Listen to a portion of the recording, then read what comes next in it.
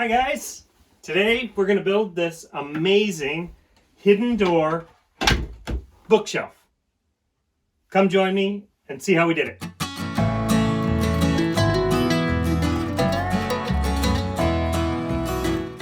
So the way this works is you tip the book, that opens the latch, and it reveals this attic space behind our hidden bookshelf. It used to have just a very simple piece of plywood that was painted that blocked this opening. It was pretty drafty, kind of ugly, and this will be really cool. First things first, I measured the opening, kind of get an idea of how big this bookshelf is going to be. The second big challenge is this is an outswing door, and to make the hinges hidden, it's kind of a special piece of hardware. So I'll put a link below of these hinges that I purchased that allows you to build the bookcase and have them mount and then outswing the bookcase. There's a lot more videos online that I found that are for in-swing hidden doors. But this one is an outswing because this is in an eave, and so there's no place for the bookcase to hinge back to there. So it's got to come out, and that poses some interesting challenges. One thing that is super important is the layout of these hinges, and there are not any good instructions that come with these. So if you buy the one that I have linked below, know that it's a kind of a DIY situation and you're going to have to figure this out. The important things are you want enough clearance around here that it's not going to hit. So I made two different templates. This that allows me to look and see how the hinges go together and where I need clearance for them. And then the other template I made is in the dimension of the bookcase here, so that I know that it's not going to hit the wall and it's going to clear the trim molding that I want to put around to conceal the bookcase door here. I'm measuring to make sure that the bookcase fits in here, both height and width, accounting for those hinges. And then the other important thing, pinpoint exactly where we want this to pivot. All right, let's get to cutting some wood.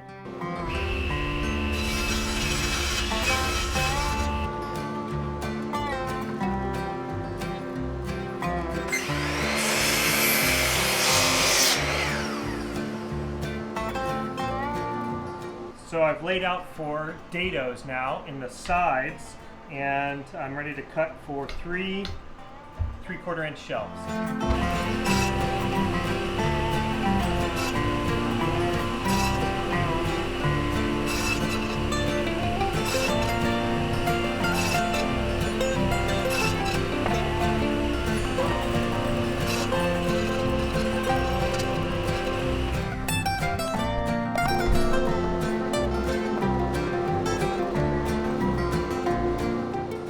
Got dados in both sides of the bookshelf.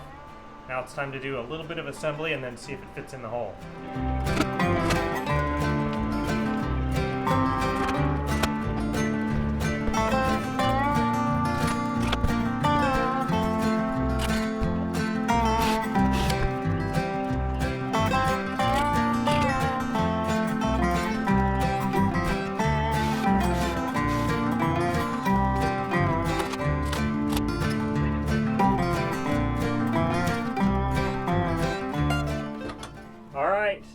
Dry fitted bookcase.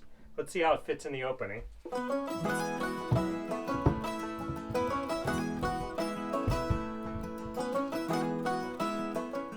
Next up, I'm going to use that template that I showed you earlier, and we're going to mark for where to install these hinges. So now I'm marking for where the hinge is going to go in the top. And I use that same template and centered it on the opening, and it looks like it's going to swing without hitting anything. So I've changed my mind just a little bit on installing the top hinge. I don't really have any information that says whether this part goes up in the door frame and this attaches like so to the bookcase, or if you recess this in the bookcase and this can go up in the door frame. I think the pin is going to work either way as it gets actuated. And as long as I'm able to swing the door out far enough to be able to access this little screw, I think if I do it this way, it'll work just fine.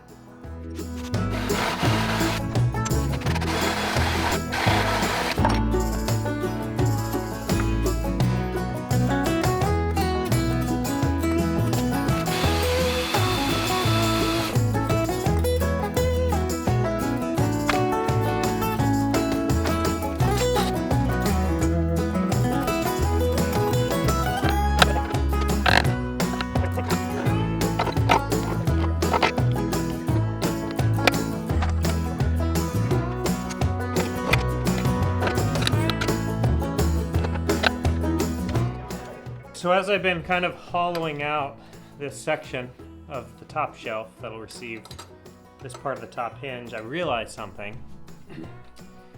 There's this screw, which is what elevates the pin, but it's also accessible from the underside with this Allen head. And so you can reach this by opening the hidden cabinet and using this set screw to withdraw the pin, or you can reach it from underneath with an Allen and it does the same thing. So I'm not sure which way we'll use in this case to activate it, but I think this might be a better way to go than hiding all of this up in the top. Now the way this works is you take the set screw here, either by the top or the Allen head underneath, and this is what, as you turn that screw, is going to withdraw that hinge pin, the upper hinge pin. So this allows you to get the bookcase in the opening. See, it's going down here. And so you want to go till it's retracted, like that. And so that'll let it slip into the doorway. And then once it's in there, if you have access to this one, you can just increase it like that. Otherwise, you got an Allen underneath. I think it's installed upside down, but it appears to be working really good. I flipped over the cabinet here, so we're looking at the bottom. So I outlined where that hinge pin needed to be from our template, and I just need to line this guy up, put in a couple screws. Back in the room here, and unfortunately, in this particular opening, this is drywall. I've marked exactly where that hinge needs to be set, but I don't want to just sitting on squishy compressible drywall. So what I'm going to do is replace that 1/2 inch drywall with 1/2 inch plywood.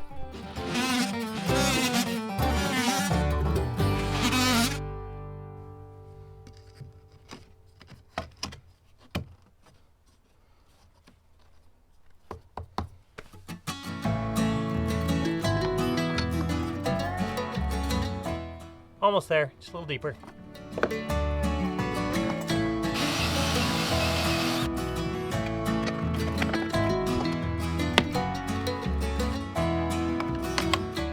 All right, there we go. Now we just need to secure it with some screws. I'm using longer ones than came in the kit because I want it to go all the way down into this 2x4 framing underneath here. So I got some 2-inch screws.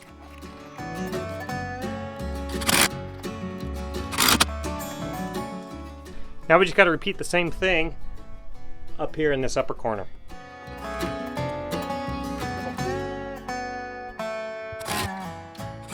So let me show you what we're ended up with here.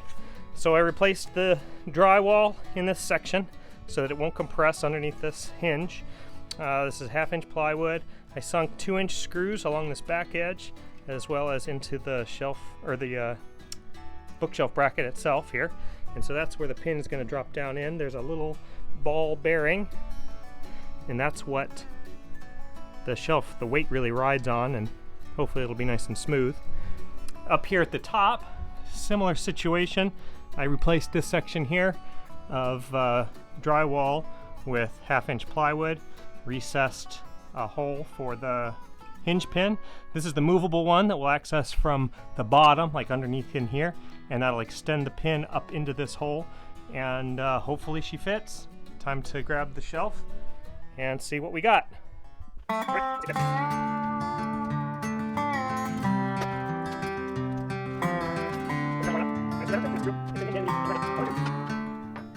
All right, so that's got the pin fully extended.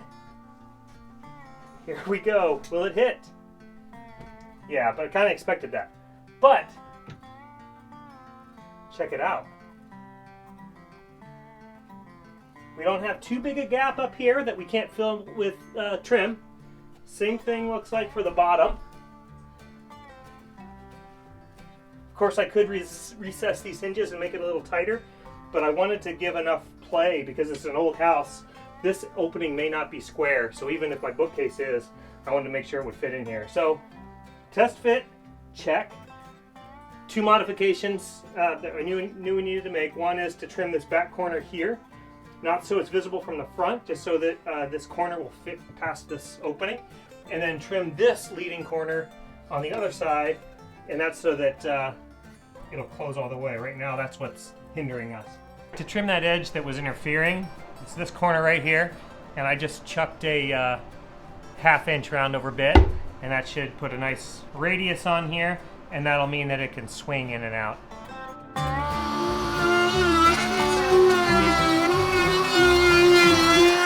So now it's time to cut the back. It's going to be ½ inch plywood, and it's going to give it some rigidity so that it doesn't rack while it's sitting in the opening.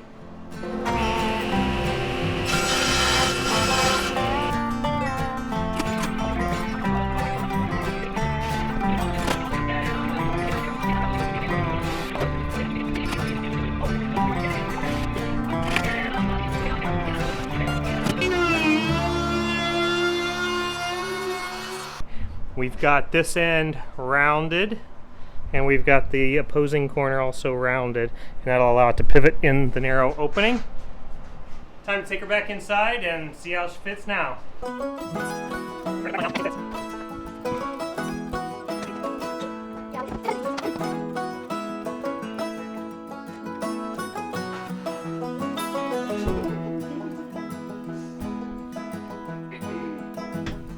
Okay, so we got it back in here. We've got the back on now. The hinge is working great. We still have a bit of a clearance issue here, kind of slight. And then I think we're good over here, but we may need a little bit more of a trim on that side as well.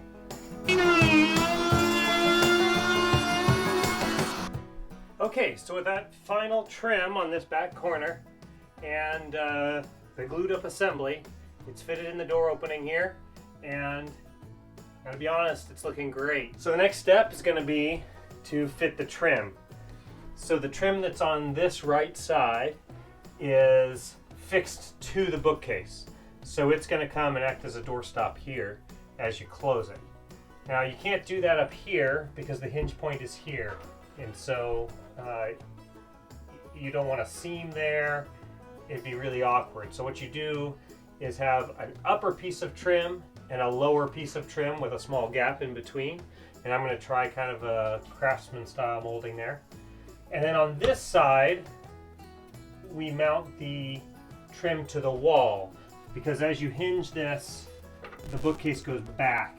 And so this is fixed to the wall, this is fixed to the door, and the bottom mimics the same thing as the top. It's kind of a split.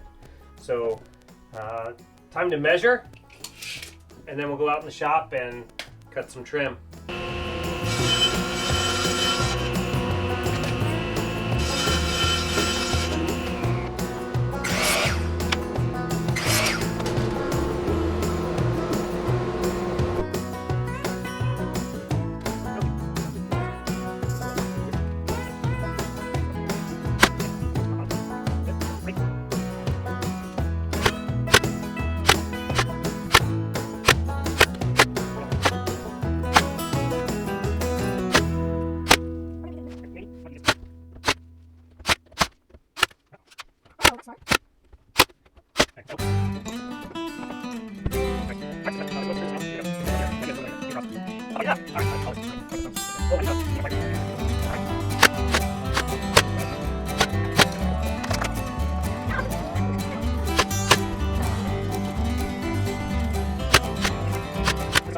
The trim is installed. We've got this upper piece I like that we added this because it leaves a shadow here, so it doesn't look like you've got this gap.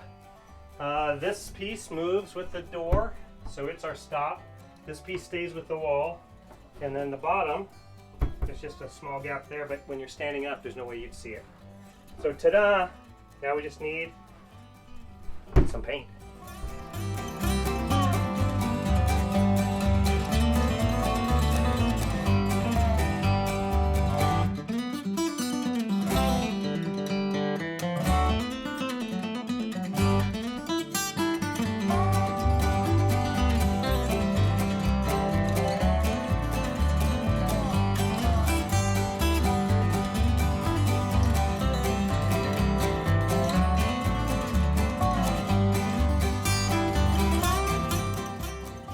So the last step we've got here on this hidden bookcase project is the latch. And I got this on Amazon. I'll put the link in the description. It looks like a good fix for this. This is not an easy one to engineer, especially on the Outswing door. But this is going to be our book.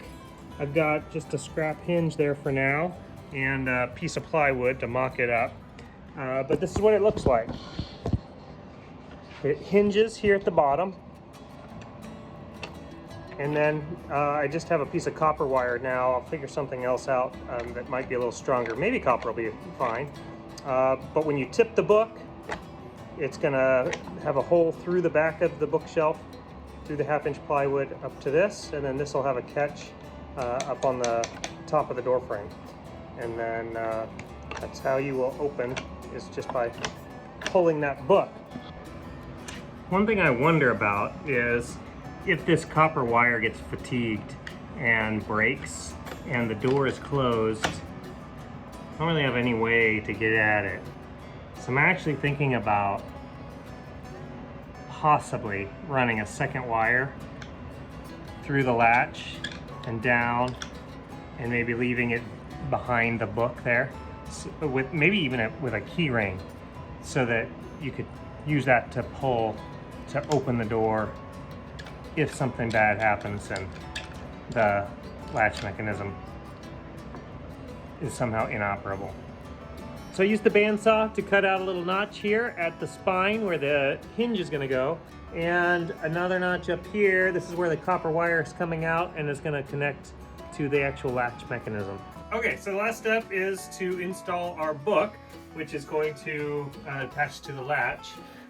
So I just took a book that we rescued and used the bandsaw to cut out a spot here on the bottom where I installed a hinge, and a spot here opposite the spine where I just attached with screws a place for this copper wire to attach to. So now we're just going to figure out its position here and then locate for the screws that are going to hold that hinge. Then this will feed through the hole that we've got drilled here in the back. Now this is our emergency catch, and it's just a rope, so in case this copper wire fatigues and ends up breaking, and this would be latched closed, then we'd never be able to get in. So this is just the emergency backup, and it'll be completely hidden by the book. We've got the hinge installed, which just allows the book to pivot right there. And so we've got a hole drilled that lines up with this copper wire. We're going to run it through the back of the door and up to that latch mechanism. So that's our next step here.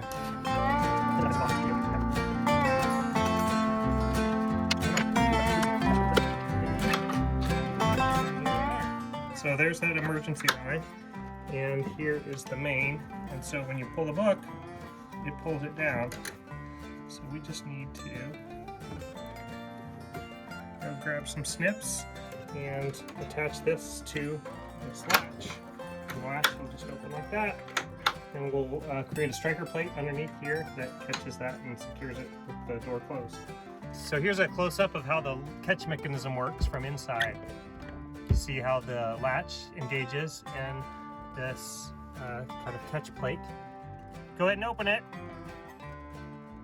And you pull the book, pulls down the latch, and there we go.